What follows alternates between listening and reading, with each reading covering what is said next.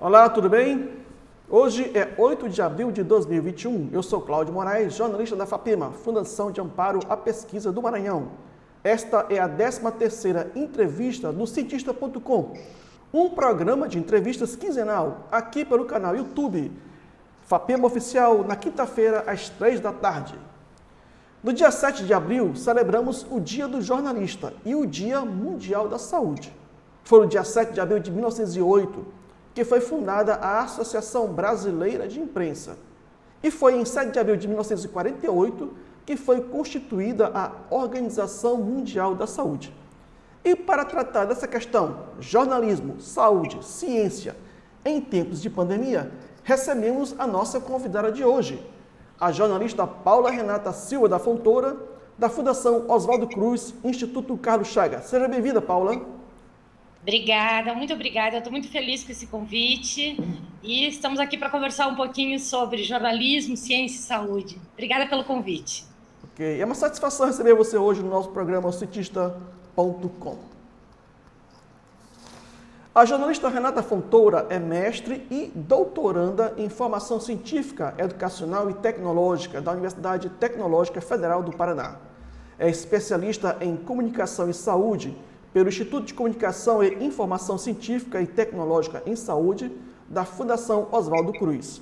Formou-se em comunicação pelas Faculdades Integradas Hélio Afonso do Rio de Janeiro. É coordenadora da Assessoria de Comunicação do Instituto Carlos Chagas, da Fundação Oswaldo Cruz, no Paraná.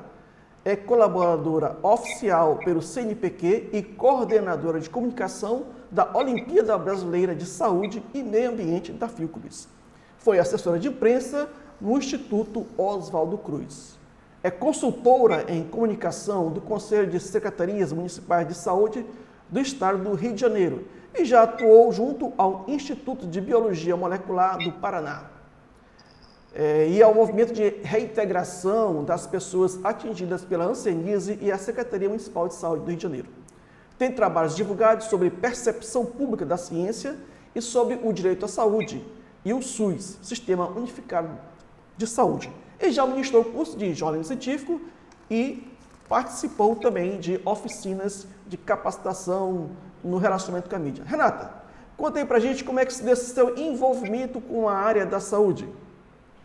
Foi uma coisa bem inesperada na minha vida, né? Eu acho que nossos colegas jornalistas não têm uma proximidade muito grande com as áreas de saúde e de ciência, né? E eu falo isso porque a ciência entrou por um acaso na minha vida, ainda em 2005, né?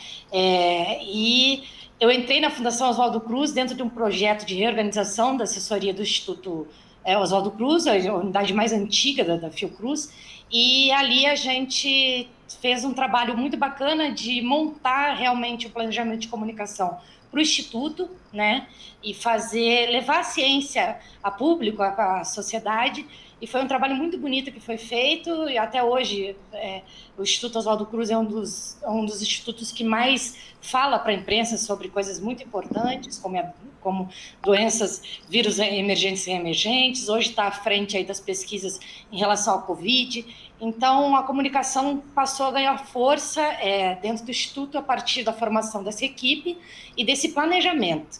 E eu, graças a Deus, fiz parte dessa primeira equipe e passei a aprender muito dentro da Fundação Oswaldo Cruz com essa questão da comunicação científica, da divulgação científica e da comunicação em saúde, né? Fala pra gente como é que é a estrutura organizacional da Fundação Oswaldo Cruz. Como é que o Instituto Carlos Chagas, né, que você trabalha, como é que ele está inserido nesse ambiente? Na verdade, a Fundação tem várias regionais, né, em todo o país, e uma comunicação no Rio de Janeiro, que é o centro, né?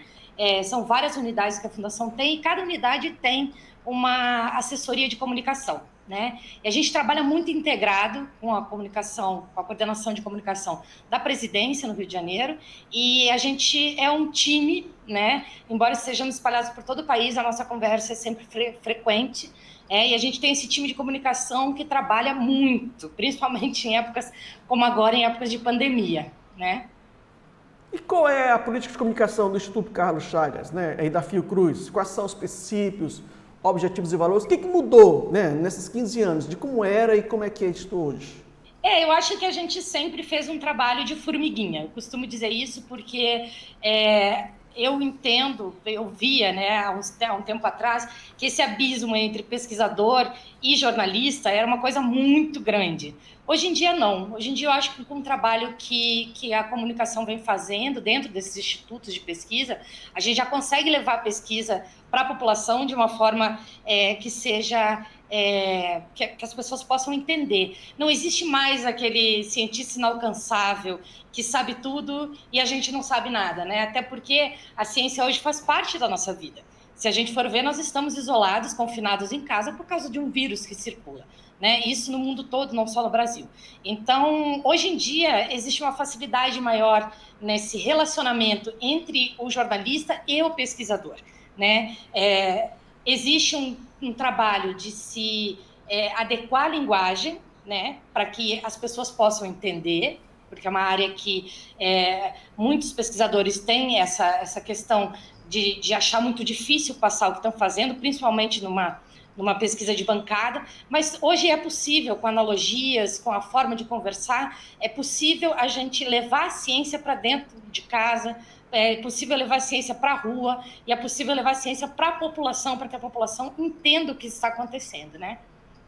Então, como é que você analisa o papel da Fundação Oswaldo Cruz nesse processo de melhoria da comunicação entre a grande imprensa e os cientistas, né? E a relação da saúde? É um papel muito importante, porque, na verdade, nós estamos no meio deles, né? E eu acho que essa importância, principalmente a Fundação Oswaldo Cruz, por ser uma empresa do governo, uma empresa federal, a gente tem que levar para fora o que a gente produz, o que a gente faz para que a sociedade possa acompanhar, né? Porque estamos prestando um serviço para a sociedade. Eu acho que a gente vem de muitos anos já trabalhando para fazer essa aproximação e acho que vem dando certo, né? Hoje em dia, a ciência é muito importante no dia a dia das pessoas. As pessoas precisam entender um pouco sobre ciência, principalmente agora que nós estamos na fase das vacinas, né? A diferença entre uma vacina e outra, como a vacina é feita, qual é o efeito que ela vai ter. Então, isso são pontos fundamentais que a população precisa acompanhar no meio dessa pandemia, principalmente no meio dessa pandemia, né? E eu acho que existe um papel muito importante na comunicação dentro desses órgãos, porque, veja bem, nós tivemos uma preparação do que vinha acontecer em 2015 com o Zika vírus, né? Com a chegada do Zika vírus, as pesquisas começaram a acelerar e os pesquisadores estavam aprendendo em tempo real, né? Foi a primeira vez que nós tivemos uma possibilidade, os pesquisadores tiveram possibilidade, através de um acordo internacional, de poder publicar dados da pesquisa antes de serem publicados em periódicos científicos, antes de passarem pelos pares, né? Então, por quê? Porque eles estavam aprendendo em tempo real e as pessoas precisavam de informação. Então, acho que em 2015, quando aconteceu isso, a gente já teve um preparo para o que está acontecendo hoje. Eu acho que com o novo coronavírus acontece a mesma coisa, nós estamos aprendendo em tempo real. Hoje nós temos um recorde de produção de vacina de 1 ano, que antigamente era impensável, né? Nós temos aí muitos artigos científicos sendo escritos de forma muito acelerada, né? Com avaliação reduzida, tipo 1 dia de avaliação para aquilo ser publicado, e o que também gera alguns erros, né? Então, a ciência está acelerada, a ciência está aprendendo em tempo real, mas nós também podemos nos prejudicar, vamos dizer, com isso, porque a comunicação está ali, nós estamos comunicando porque todo mundo precisa saber, mas, ao mesmo tempo, a gente tem que entender que estamos passando por um momento em que a ciência está produzindo demais. Então, isso pode acarretar erros. Um dos maiores dessa pandemia, eu acho que dá para a gente citar, foi aquele artigo que foi publicado sobre a questão da hidroxicloroquina e depois foi retirado do periódico por haver inconsistências. Então, nós estamos vivendo num mundo em que a ciência produz muito e o jornalista está ali para passar informação. Então, as coisas, o compromisso do jornalista hoje é muito maior do que qualquer outro momento que a gente já viveu. Ainda estamos vivendo aí nessa questão do negacionismo da ciência, né? Então, no momento que um artigo ele é publicado, depois ele é feito a reconsideração, ele é retirado, né? E vem aquelas discussões todas, não, a ciência erra, tal. Como é que os veículos de comunicação eles estão prontos para divulgar ciência, para falar sobre ciência, para investigar, ou existe, na verdade, uma necessidade primordial do assessor de imprensa? Olha, eu acho que no caso da ciência ainda existe essa necessidade, sim, né? Porque estamos lidando com um campo que tem uma especificidade muito grande, né? Acho que o jornalista de redação é um jornalista que muitas vezes tem outros assuntos também que ele trata, né? Então, essa coisa de você entender as generalidades todas, né? Cobrir uma pauta de ciência aqui e logo ali cobrir uma pauta sobre o mercado, enfim. Eu acho que o assessor de imprensa é muito importante, ainda mais nesse momento que a gente está vivendo. Porque eu acho que as informações, a gente hoje lida com fake news, né? Eu acho que hoje é um dos piores desafios que a gente tem, né, no jornalismo. E eu acho que precisa, sim, essa orientação, essa forma de entrar nesse mundo, né, mais assertivamente, trazer informações assertivas. Eu acho que a figura do assessor de comunicação, de imprensa, enfim, para a ciência ainda é fundamental. E qual é o impacto das fake news nesse processo, né? Hoje a comunicação não é só... Você não faz comunicação só para o jornalista, né? Você faz comunicação para a sociedade, redes sociais. Qual foi o impacto das redes sociais, o impacto das fake news no processo de comunicação, de reformulação do processo de comunicação? Eu acho que as redes sociais trouxeram uma abertura, uma amplitude muito grande, né? Eu acho que hoje as pessoas têm possibilidade de se expressar de uma forma que antigamente não existia, né? E eu acho que, assim, as redes sociais têm também esse lado bom, né? Você ter essa agilidade na comunicação é muito importante. Mas também tem o outro lado, né? Quando a gente pensa em fake news, quando a gente pensa que as pessoas estão vivendo num momento de negacionismo e que não acreditam na ciência, você tem um desafio muito maior. Eu acho que o jornalista hoje ele tem um compromisso muito maior, porque a gente tem que ter muito cuidado com o que a gente divulga, né? Hoje em dia, com os meios digitais, não existe mais aquela questão do jornalista ir à rua para apurar, né? Antigamente nós íamos à rua para apurar. Hoje em dia tudo é feito de forma online, digital, e isso pode sim acarretar problemas e erros, né? Então, as fake news, elas são um resultado de um processo que foi construído já há alguns anos, né? Que as pessoas têm essa realidade distorcida, né? De acreditar em uma crença e não numa ciência, que a gente está chamando hoje de pós-modernidade, que é um pouco isso. As pessoas realmente terem crenças em questões que são muito mais ligadas às questões culturais delas do que realmente ao que está acontecendo. E a ciência tem esse papel. A ciência tem o papel de verificar, de comprovar, de trazer realmente o que é importante e o que não é importante nesse sentido. E a gente acaba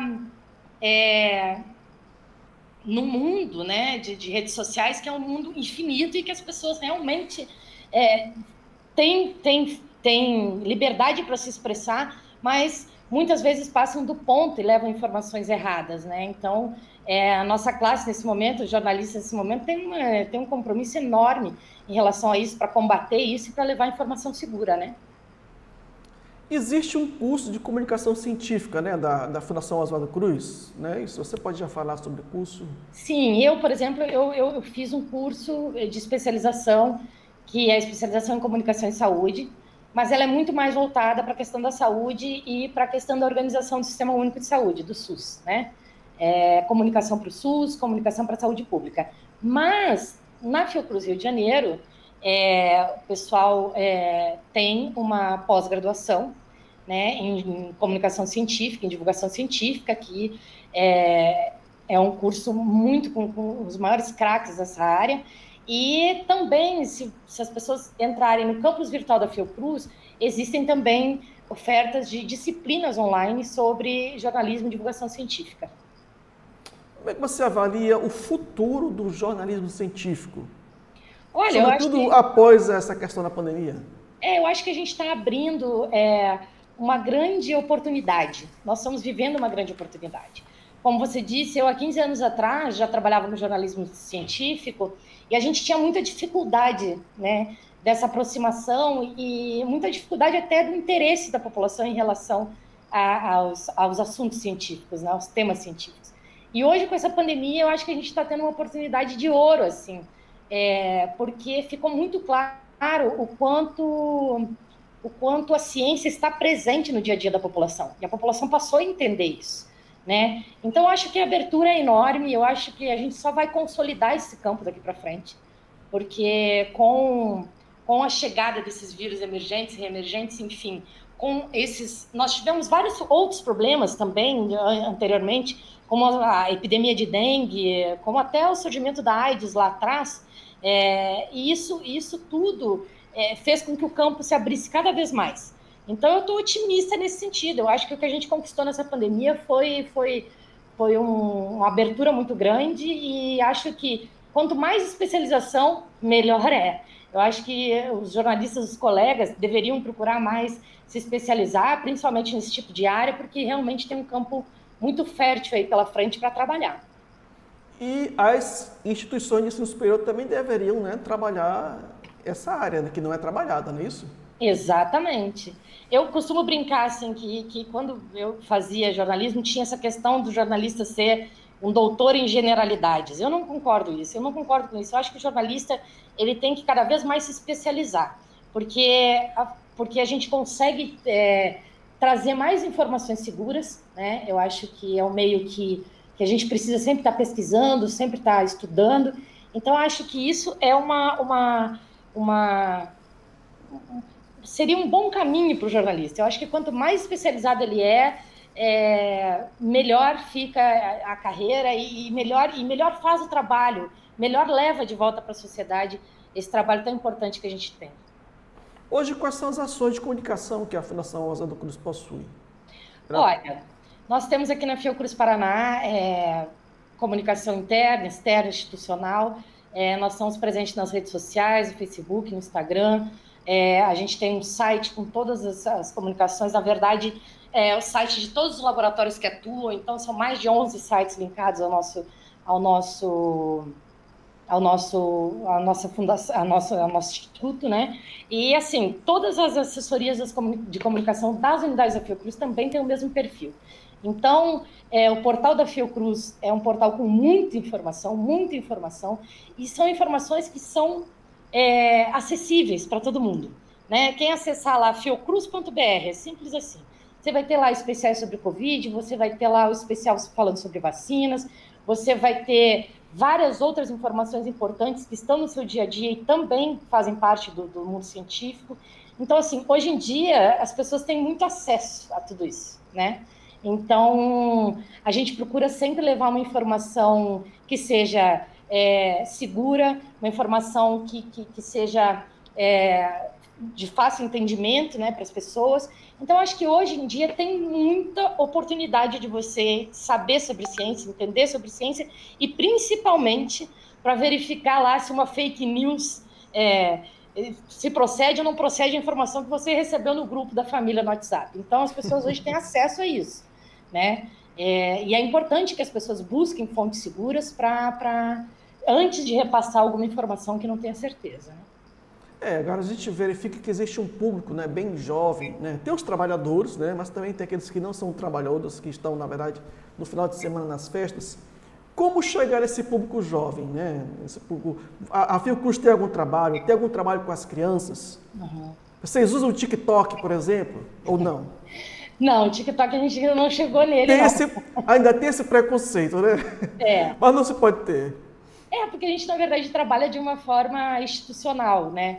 Essas redes, elas exigem uma criatividade, né? Que, de repente, o mundo institucional ainda não aportou, mas é um caminho. Eu acho que a gente vai chegar lá, né? Se vocês acompanharem, por exemplo, as redes sociais da Fiocruz, vocês vão ver muita coisa legal lá. Inclusive vídeos, ilustrações com desenho, animações, coisas, assim, materiais que você pode utilizar para repassar. Então, assim... Tem um banco de imagens, né, que é público, não é isso? Basta você se cadastrar. Exatamente. E a gente tem todo esse acompanhamento, esse planejamento para chegar de forma mais rápida à população. É por isso que eu estou falando para você. Hoje em dia, as pessoas têm acesso a isso, né? basta procurar que você vai encontrar, né? E são coisas que, é bem que você falou, a gente tenta trabalhar para públicos específicos, mas fica também no geral porque a gente precisa disso, né? Os jovens que saem de casa para balada nesse momento, falta um pouco de consciência, né? Eu acho que o jornalismo científico ele já melhorou muito. A mídia hoje é tida como uma das ferramentas mais utilizadas para você saber sobre a pandemia, e eu acho que as informações estão aí, né? O que é importante é a gente ter consciência de que nem toda informação é correta e que a gente realmente tem que seguir informações, tem que seguir orientações que a ciência coloca, porque eles estão nesse momento dentro dos laboratórios estudando e trabalhando, e não só aqui no Brasil, no mundo todo, né, para entender um pouco mais sobre esse vírus e para que a gente consiga sair dessa situação o quanto antes, né?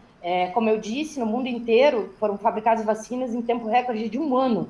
Isso não seria possível pensar há 5 anos atrás, né? Uma vacina demora pelo menos 10 anos para ser elaborada e fabricada, e a gente conseguiu em tempo recorde trazer isso para a população mundial. Então, acho que é muito importante a gente lembrar que enquanto a gente está na balada ou aglomerando, tem pessoas trabalhando, não só os cientistas, mas os profissionais de saúde que estão sofrendo com tudo isso também, e que tem essa missão, né, de cuidar dessas pessoas que são contaminadas e tratar da sociedade de uma forma emergencial agora, né?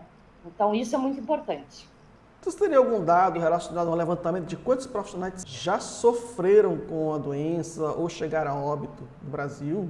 Que realmente a gente hoje tem uma profissão que é considerada essencial, né?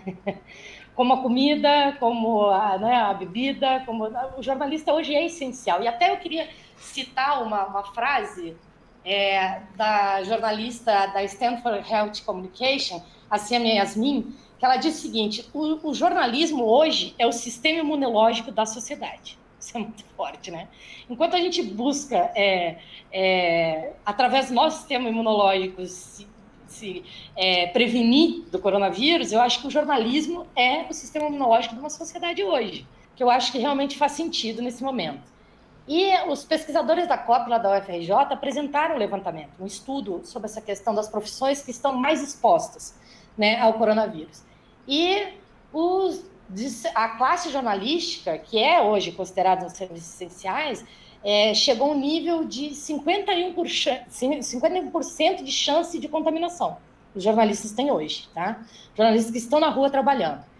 E a Federação Nacional de Jornalistas, a FENAGE, ela também fez um estudo, um trabalho sobre os efeitos da pandemia para os jornalistas, para a classe jornalística, e a gente constatou que agora, nesse momento, 75,2% dos profissionais está em casa, em home office. Então, é um quantitativo grande, né? Como eu falei, por conta do avanço das questões digitais, né? Dos meios digitais, a gente hoje tem essa possibilidade de ficar em casa, mas também mostrou que até janeiro desse ano, teriam morrido 94 profissionais de imprensa com a doença, tá? E aí você olha, você pensa, é pouco, né? Pelo quantitativo de pessoas que têm morrido. Mas o jornalista, ele está vendo em primeira mão o que está acontecendo. Então é muito difícil você ver um jornalista que esteja na rua hoje, trabalhando, e que não tenha tomado todos os cuidados de precaução, porque está ali vendo o que está acontecendo, está recebendo a notícia. Eu acho que isso faz com que a classe hoje esteja um pouco mais prevenida, vamos dizer assim, porque estão vivendo em tempo real com essas informações, e aí acaba realmente não saindo de casa sem a devida precaução, né? Os cuidados que têm que ser tomados, né? Eu acho que é mais ou menos isso. Certo. Vamos falar um pouquinho aqui sobre as suas linhas de pesquisa, né? Sobre os seus trabalhos. Sua pesquisa no mestrado e no doutorado. Uhum. Você pode falar um pouquinho sobre ela? Sim, é uma pesquisa. Eu, como tenho uma linha de ensino em ciências, os meus trabalhos na pós-graduação, eles são todos voltados para a questão da divulgação científica, né? E da alfabetização científica, que é muito importante. Até abro um parênteses aqui. Se nós tivéssemos uma alfabetização científica consolidada nos últimos 20 anos, hoje a gente estaria numa situação totalmente diferente. Eu acho que o meu mestrado, por exemplo, eu trabalhei com a questão da inserção da saúde como direito e do conceito ampliado de saúde, os seus determinantes sociais, dentro da escola nas séries iniciais. Acho que é fundamental a pessoa crescer sabendo que tem direito à saúde, garantida pela Constituição, e também entender que saúde não é só ausência de doença, mas sim um conjunto de determinantes que façam com que a pessoa seja saudável. Isso inclui trabalho, renda, casa, lazer. Tudo isso são determinantes da saúde do ser humano. Então, não é simplesmente eu não tenho doença, eu estou saudável. Não, a saúde é um conceito muito mais ampliado. Então, no meu mestrado eu trabalhei com isso.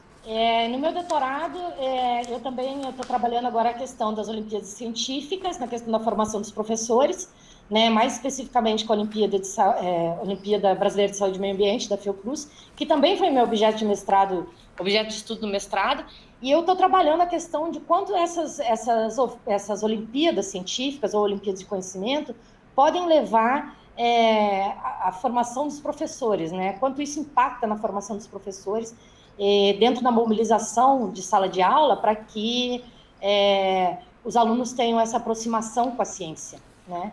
Então, é mais ou menos nessa base que eu estou trabalhando agora, nesse momento. Sim, você tem um trabalho também sobre a percepção pública da ciência, não é isso? Fala um pouquinho sobre esse trabalho, que já faz algum tempo, né? Esse trabalho, na verdade, não é meu. Esse trabalho é um trabalho da Coordenação de Comunicação Social da Fiocruz, né? É um trabalho que baseia o nosso trabalho no dia a dia. Várias pesquisas como essa são feitas para que nós, assessores, podemos fazer um trabalho mais assertivo junto à população, tá? Esse trabalho já faz alguns anos que foi feito, mas é um trabalho importante que baseia as nossas ações do dia a dia, enquanto jornalistas, né? A gente fazendo esse trabalho é muito importante que a gente tenha o retorno e a volta de como isso está sendo recebido pela população, como a ciência hoje faz parte do dia a dia das pessoas. Então, por isso, essa pesquisa foi feita. Ok. Renata, a Fundação de Amparo à Pesquisa agradece a sua participação, certo? E eu coloco para você fazer suas considerações finais, se quiser fazer alguma questão mais que a gente não abordou. Na verdade, nós falamos mais de ciência, né? Mas dia 7 de abril tem o jornalista, tem o Dia da Saúde, né? Dia da Saúde, exatamente. Então, acho que como recado principal que eu queria deixar é exatamente esse. As pessoas têm que ter consciência de que a saúde é um direito garantido pela Constituição, né? O SUS, o Sistema Único de Saúde, é o maior sistema de saúde do mundo. Então, a gente precisa hoje refletir sobre a atuação do SUS, né, nessa pandemia. Eu acho que, se não fosse o SUS, eu acho que a situação seria muito mais complicada. Então, pedir às pessoas que valorizem o Sistema Único, que valorizem os profissionais de saúde que estão na linha de frente. E a forma de valorizar é tomar todos os cuidados, não aglomerar, ficar em casa o mais...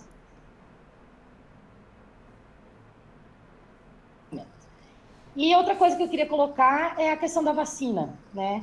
Eu acho que a gente sofreu há uns anos com a questão do movimento anti-vacina, né? Que chegou ao Brasil, de forma mais moderada, mas chegou. Então, dizer às pessoas que nós temos um Programa Nacional de Imunização que era um dos melhores do mundo, né? E quando o SUS fez 25 anos, há mais ou menos uns 5 anos atrás, fez uma pesquisa com os profissionais de saúde e o Programa Nacional de Imunização aparecia como um dos pontos fortes do sistema. E hoje, infelizmente, a gente sente muito dizer isso, mas nós temos problemas com doenças como febre amarela, que não deveria ter, né? Porque as pessoas têm essa questão da resistência com a vacina. Nós estamos vivendo um momento muito importante de combate a uma pandemia, né? Um problema de saúde mundial, e as pessoas têm que ter consciência de que a vacina sim salva e é preciso se vacinar. Porque esse movimento anti-vacina, ele não vai se refletir só na questão mesmo do coronavírus, né? Da Covid-19, né? Porque aí nós temos febre amarela, nós temos dengue, chikungunya, zika vírus, né? E que essas doenças não desapareceram, não é isso? É exatamente isso. Eu acho que a febre amarela, para mim, é um exemplo clássico disso, A vacina contra a rubéola também. Eu acho que a gente tem que ter consciência de que a vacina vem para salvar, né? E a partir do momento que você não toma vacina, que você não busca se vacinar, a gente corre risco até de vírus mais antigos voltarem a circular. Então, a vacina não é uma questão só individual, mas é uma questão coletiva. A partir do momento que você se imuniza, você está protegendo o teu ambiente. Então, é importante as pessoas saberem disso e realmente apoiarem iniciativas de imunização, né? Porque é muito importante para toda a população, não só não só para mim o bem daquela vacina, mas sim para os que estão em volta de mim. Isso é fundamental. Renata, chegamos ao fim, né? A FAPEMA agradece muito por você ter aceito o nosso convite, né? Muito obrigado. E você que está nos assistindo, se inscreva no nosso canal no YouTube, curta o nosso vídeo, compartilhe em suas redes sociais. Daqui a 15 dias, na quinta-feira, dia 22 de abril, estaremos de volta às 3 da tarde com uma nova entrevista. Fique ligado também em nossas redes sociais, no Instagram, Twitter e Facebook. Acesse também a edição digital da revista Inovação no site da FAPEMA, fapema.br. Na próxima quinta-feira, teremos de volta o programa Pesquisa em Destaque. Cientista.com, eu sou Cláudio Moraes, a produção é da jornalista Elisete Silva, na técnica o apoio é de Rubenilson Costa, a arte é de Mota Júnior, a coordenação do Núcleo de Difusão Científica é da jornalista Leidiane Ramos. O presidente da FAPEMA é o professor André Santos. Renata, muito obrigado, boa tarde, até a próxima. Boa tarde, até a próxima. Mas eu agradeço a vocês pelo convite, fiquei muito honrada. Muito obrigada, viu? Grande abraço, boa tarde. Tchau.